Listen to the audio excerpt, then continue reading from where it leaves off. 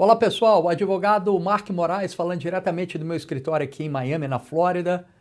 E hoje nós vamos comentar sobre um visto muito interessante, muito rápido e com uma alta taxa de aprovação. E não sou eu que está dizendo isso, é o próprio governo americano nos seus dados oficiais, nas suas estatísticas que são postadas quase a todo trimestre.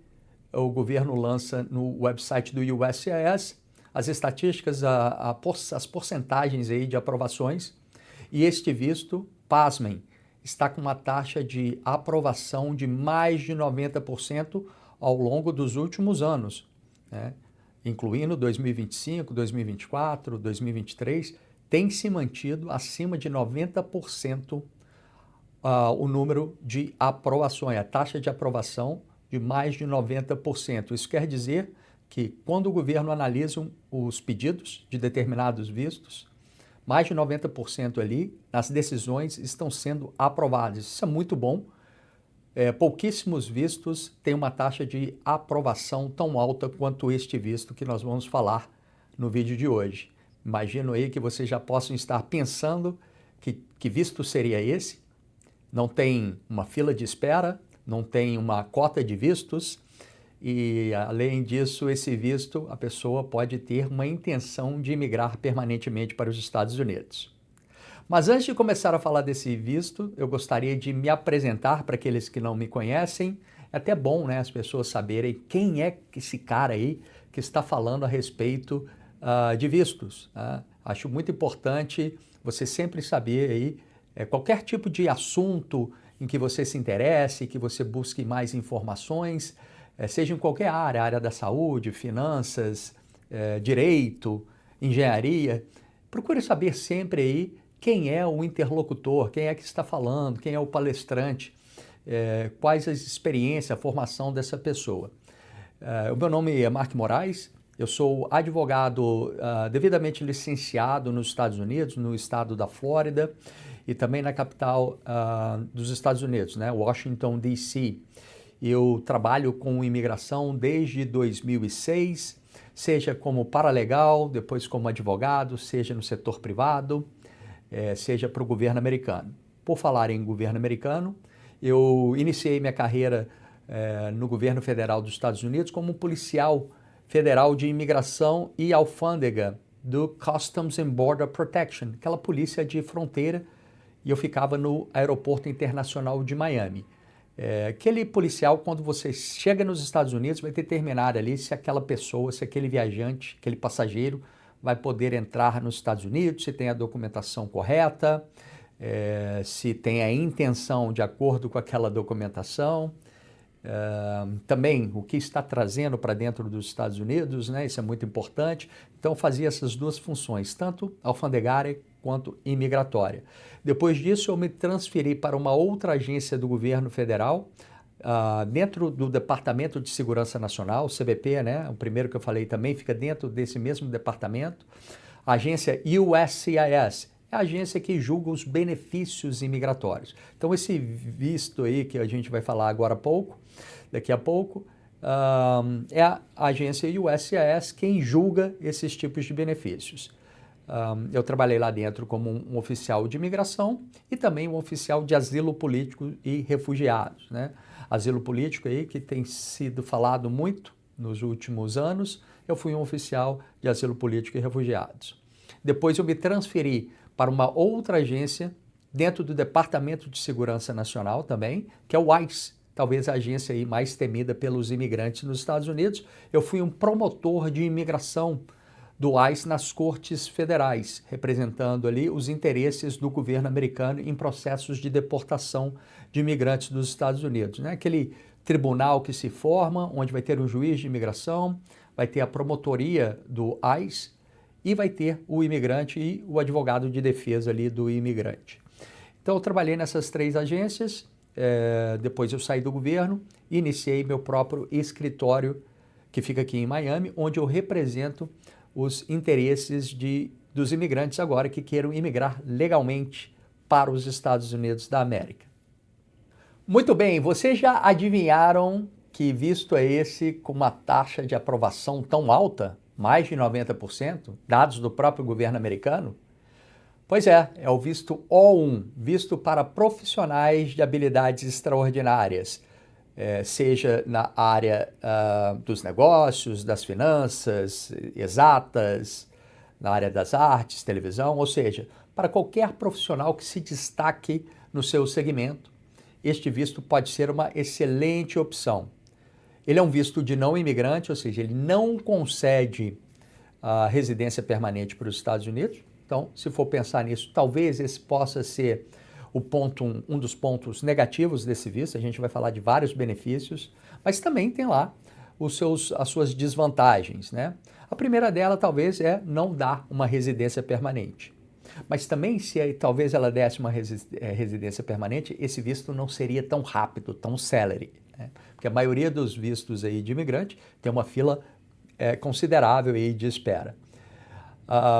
Pois bem, este visto nós vamos focar principalmente no O1A. O O1B é para artistas profissionais na área das artes ou televisão. Vou focar no O1A, que é para todas as outras profissões, todas as outras segmentos aí, indústrias, entra no O1A. Negócios, empresários, área de saúde, finanças, atletas, tudo entra aqui no O1A. O que não for artes, O1A. Você precisa de documentação robusta para atender pelo menos 3 de 8 critérios do O1A. Tá? Ou seja, menos da metade aí você precisa atender para conseguir uma aprovação no O1A. Você precisa ter um destaque, né? Não é qualquer tipo de profissional, tem que ter uma certa experiência já no que faz, já tem que ter um certo destaque aí, ter já construído um nome no mercado para poder se qualificar para esse tipo de visto. Quais são esses 8 critérios? O primeiro deles é ter premiações a nível nacional ou internacional. Então, se você recebeu alguma premiação na sua área, que possa fazer a defesa, que é um prêmio a nível nacional, ou seja, aquele, né, troféu que você ganhou na pelada de bairro aí, provavelmente não vai contar, tem que ser uma coisa que você consiga demonstrar que tem uma repercussão, pelo menos a nível nacional. Que você seja associado em alguma associação profissional, e essa associação profissional, ela tem que fazer exigências para aceitar alguém ser membro, tá? Então, primeiro, premiação a nível nacional e internacional. Segundo, associação profissional, ser membro de associação profissional, cujas associações exigem feitos para aceitar alguém ser membro, ok? Terceiro critério, matéria na mídia, falando sobre você, falando sobre o seu trabalho, na sua área de habilidades extraordinárias. Então, se você tem alguma matéria na mídia que fala de você, pode pensar aí, talvez aí, nesse tipo de visto. Quarto critério, ser convidado para julgar trabalho de outros profissionais e efetivamente ter julgado tais trabalhos. Quinto critério, ter desenvolvido algum trabalho que gerou uma repercussão ali no meio, né? Teve um destaque, algum trabalho que você tenha feito que gerou uma repercussão positiva no meio. O sexto critério, a autoria de artigos que foram publicados, artigos acadêmicos, artigos científicos, de sua autoria ou coautoria que foram publicados. O sétimo critério tem a ver com salário e remuneração que sejam acima da média, tá? Que você consiga demonstrar que seu salário e remuneração são altos. E o último critério, que você tenha papel crítico ou de liderança para organizações distintas, tá bom? Papel crítico de liderança para organizações distintas. Então, desses 8 critérios, você precisa de pelo menos 3 critérios, ou seja, documentação convincente, concreta, para demonstrar que você atende pelo menos 3 desses 8 critérios que eu acabo de falar para vocês. No início desse vídeo eu falo que esse visto é rápido, é bem celery. E é mesmo. Por quê? Você pode optar em pagar uma taxa prêmio para o governo americano, para o governo colocar a sua petição numa espécie de fila expressa, numa via expressa ali para ser analisada. Você pagando essa taxa prêmio, o governo promete em te dar uma resposta em até 15 dias úteis. Ou seja, você pagou aquela taxa, o governo ele tem que te dar uma resposta em até 15 dias úteis, caso contrário, o governo tem que devolver a sua taxa prêmio. E, obviamente, o governo americano, acho que governo nenhum gosta de devolver dinheiro para ninguém.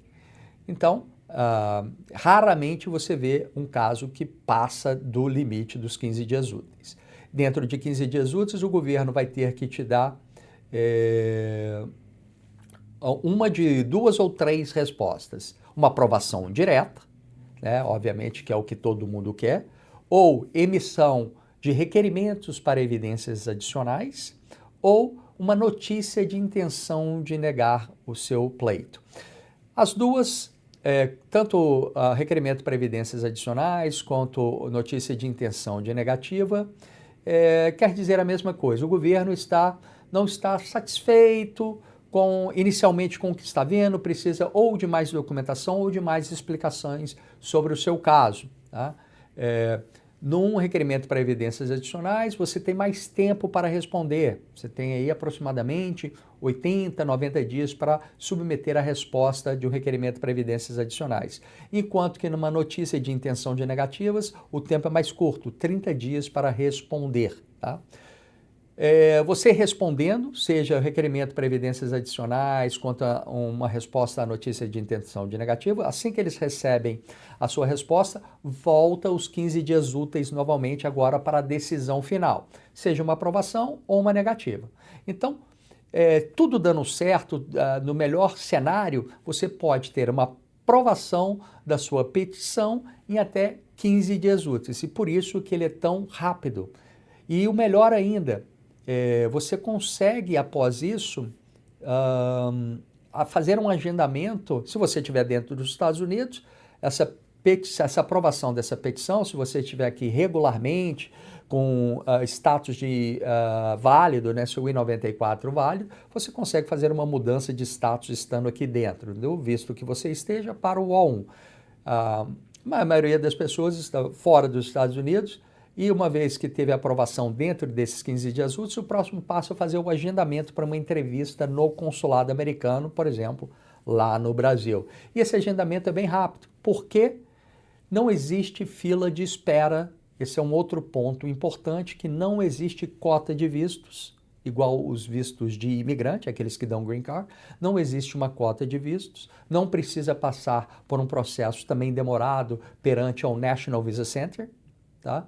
Que os vistos de imigrante precisam passar, então você consegue agendar rapidamente uma entrevista no consulado, aprovando lá o seu pedido de vistos no consulado, você já consegue vir rapidamente para os Estados Unidos.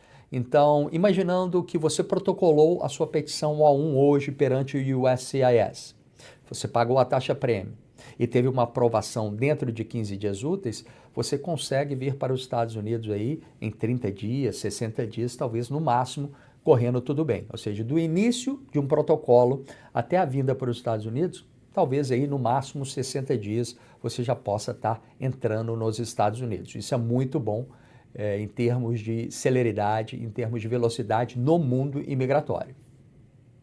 Um outro ponto importante que eu falei no bloco anterior é a respeito de não ter que observar boletim de vistos, né? Quando se fala de vistos de imigrante que dá residência permanente nos Estados Unidos, não existe quantidade infinita de número de vistos. Tem uma cota limitada e quando tem mais pedidos do que vistos disponíveis, gera uma fila de espera. E a gente sabe aí, quem acompanha imigração americana, sabe que essa fila de espera pode levar vários anos, a depender da categoria de vistos. Então, no O1 não existe essa fila de espera. Isso é excelente. Você não precisa ficar monitorando todo mês aquele boletim de vistos ali.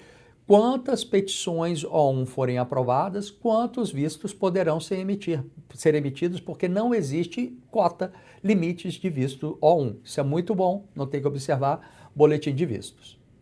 Um detalhe importante do visto O1 é que ele não é uma autopetição, ela não é uma self-petition. O que eu quero dizer com isso? Alguns tipos de vistos, como o EB1, o EB1A, né, profissionais de habilidades extraordinárias, como o EB2NW, a pessoa pode fazer um pedido em nome próprio, sem depender de um patrocinador, sem depender de uma empresa americana. Você pede em nome da pessoa física. Eu, fulano de tal, estou pleiteando um EB1A, ou eu, ciclano, estou pleiteando um EB2NW, tá? Em nome próprio, em nome de pessoa física. E esses dois aí que eu falei são exemplos de uma self-petition, autopetição. O O1 não é uma self-petition.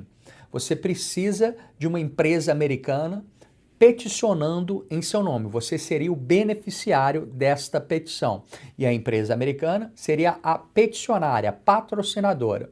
Mas o bom do visto A1 é que ele admite que você tem uma empresa americana, uma LLC, por exemplo, aberta, em seu nome, você sendo sócio dessa empresa, uma empresa recém-aberta, não precisa nem estar operacional, abriu talvez semana passada, está já regularizada aí no estado, por exemplo, e essa empresa ela pode ser patrocinadora do seu visto A1. Então, isso é muito comum, é um dos benefícios aí do A1, que apesar de não ser uma autopetição, a sua própria empresa, onde você é sócio, pode servir como patrocinadora, como peticionária aí das petições O1. E isso pode ser uma vantagem tremenda, porque são poucos vistos que admite que você possa ser sócio aí da empresa patrocinadora, da empresa peticionária. Um outro tópico muito importante que vamos abordar sobre o visto A1 é a questão da intenção. De uma maneira geral, os vistos, eles são de intenção única. Por exemplo, o visto de turista é para fazer, pasmem, turismo, né? Ou negócios temporários nos Estados Unidos. Quando digo negócios, não é trabalho. Então, você talvez trabalha para uma empresa no Brasil que tem uma sede aqui nos Estados Unidos, você está vindo participar de reuniões, participar de uma palestra, visitar potenciais clientes, fornecedores, você não está trabalhando, você está fazendo uma visita a negócios nos Estados Unidos. E o visto, por exemplo, de turista, B1, B2 ou de estudante, não comporta uma dupla intenção, ou seja, você não pode ter a intenção de pegar esses vistos, pedir esses vistos para o governo americano com a intenção de residir permanentemente nos Estados Unidos. O A1 não. O A1 é o visto de dupla intenção, assim como o L1 é um visto de dupla intenção, assim como o H1B também é um visto de dupla intenção. Esse O1, L1 e H1B que eu falei são exemplos de vistos de não imigrante, eles não dão green card, mas por não serem vistos de não imigrante, de imigrante, não significa que você não possa ter uma intenção de imigrar permanentemente para os Estados Unidos. Ou seja, não seria um problema, por exemplo, se você já deu entrada numa petição de um EB1, se você já deu entrada numa petição de um EB2NW, não conflitaria com o seu O1, porque o O1 permite isso. O O1 permite que você possa ter uma intenção de migrar permanentemente para os Estados Unidos. E isso é muito importante porque no nosso escritório, na Mark Moraes Law Firm, a gente utiliza muito essa estratégia, somos um dos pioneiros aí a fazer isso, em trazer as pessoas mais rápido para os Estados Unidos, que estejam aguardando uma fila de um boletim de vistos, talvez já tenha uma petição EB2NW já aprovada, ou já tem uma petição de um EB1 aprovado, mas estava ali aguardando a fila de espera do boletim de vistos, ou estava com bastante receio de uma entrevista consular. Entrevistas consulares aí, elas podem ser mais complicadas, porque se o governo americano, lá no consulado, ele bate o pé e não vai te emitir o visto, você está fora dos Estados Unidos, fica mais difícil. Ao passo que quando a pessoa está dentro dos Estados Unidos, com uma condição correta, com um visto de dupla intenção, como é o A1, talvez as coisas ficam mais fáceis. Aí você pode aguardar um ajustamento de status, pode pleitear, estando aqui dentro, um EB1, um EB2NW. Então, essa dupla intenção do A1, ela é fenomenal. Ela vai amenizar aí, ou evitar, ou mitigar muitos problemas, porque eu vejo muitas pessoas, eu vou entrar como turista, ou, o que é pior, tá? Seguindo instruções, recomendações de certos profissionais. E isso eu vejo corriqueiramente. As pessoas fazem consulta comigo e depois não entendem por que deu problema. Porque entraram nos Estados Unidos com um visto de turista, falaram ali para o oficial na alfândega, na imigração, que estavam apenas vindo fazer turismo, quando na verdade a intenção era chegar aqui, dar entrada num processo de residência permanente. Isso é muito complicado. Então, para evitar esse tipo de situação, esse tipo de risco, pense sempre em ter um visto de não imigrante que tenha uma dupla intenção. Caso do O1, L1, H1B são exemplos disso. O O1 é excelente por isso.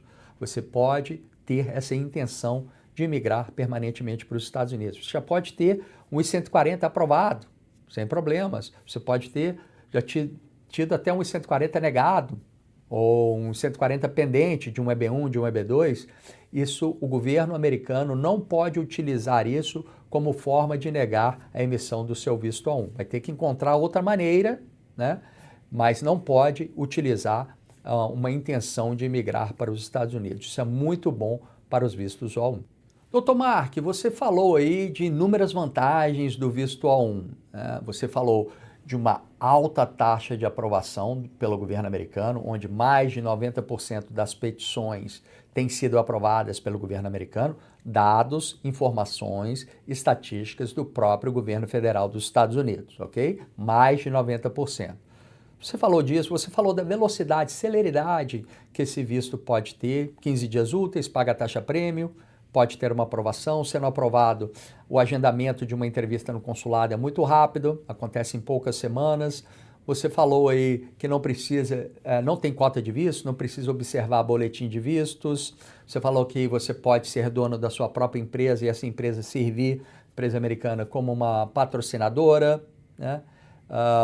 Você falou da dupla intenção, que o visto A1 comporta uma dupla intenção. Será que não tem nenhuma desvantagem no visto A1? Tem sim. Uma delas eu falei no início do vídeo, que não dá residência permanente. Mas não sei se isso seria uma desvantagem, porque pela natureza do próprio visto, se concedesse uma residência permanente, vocês, né, não seria tão célere, não seria tão rápido, não teria vistos disponíveis a todo momento, teria uma fila de espera, teria que observar boletim de visto, como qualquer outro visto. Mas não dá residência permanente, mas é um excelente caminho para você entrar nos Estados Unidos mais rápido e pleitear um green card estando aqui dentro dos Estados Unidos. Então, a gente faz muito isso no escritório, a gente é pioneiro nisso, tanto na questão de trazer a pessoa para cá mais rápido com o O1, quanto na questão de utilizar a própria empresa americana, recém-aberta, para servir como uma peticionária aí, numa petição de O1. Então, seria essa. Qualquer outra desvantagem que eu vejo é a questão do cônjuge do O1. Os dependentes de um O1 é o O3. Então, o O3, que são cônjuge e filhos solteiros menores de 21 anos de um A1, não podem trabalhar. Então, o cônjuge não pode trabalhar, né? Essa é uma desvantagem. Por exemplo, no visto L1, que é um visto de não imigrante também, o L2, que é o dependente do L1, o cônjuge, poderia trabalhar. No caso do A1, não. Mas no caso do L1, por exemplo, você precisa ter trabalhado na subsidiária no Brasil dessa empresa, elas têm que ser ligadas, afiliadas, subsidiárias uma das outras, para você depois poder se transferir para os Estados Unidos. No A1 não tem nada disso. No H1B também, quer dizer, no H1B, só em certas condições que a cônjuge de H1B pode trabalhar, mas o H1B, além de agora recentemente ter uma taxa aí, para quem está fazendo via consular, uma taxa de $100 mil, isso desestimula aí qualquer empresa a peticionar para alguém, tem o fato de não ter uma cota de visto e por isso você precisa ser sorteado em uma loteria de visto. Então o O1, ele é excelente por isso, você evita vários desses outros problemas que esses outros vistos têm e você consegue vir mais rápido para os Estados Unidos. Então, se for ter que achar um defeito, seria esse. O cônjuge não pode trabalhar e talvez aí o fato de não ser uma autopetição, também o fato de não conceder a residência permanente. tá? Mas tem muito mais vantagens e benefícios no visto A1 do que desvantagens completamente. Eu concordo plenamente com isso. E tanto é que é um dos vistos hoje mais buscado por muita gente. Então, se você é um profissional qualificado na sua área, e queira vir para os Estados Unidos mais rápido, já faturar em dólares, já colocar seus filhos em escola pública de qualidade aqui nos Estados Unidos, o A1 pode ser uma boa opção enquanto você aguarda o desfecho aí de uma residência permanente. Olha, Dr. Mark, mas me parece meio difícil esse O1. Realmente ele não é para qualquer profissional, tá? São para profissionais ali que têm um destaque no que faz, já tem anos de experiência, já tem uma expertise ali na sua área. E o que acontece que eu vejo acontecer muito, né? Tem muitos profissionais excelentes no mercado, mas são profissionais mais low profile, não gostam de aparecer, enfim.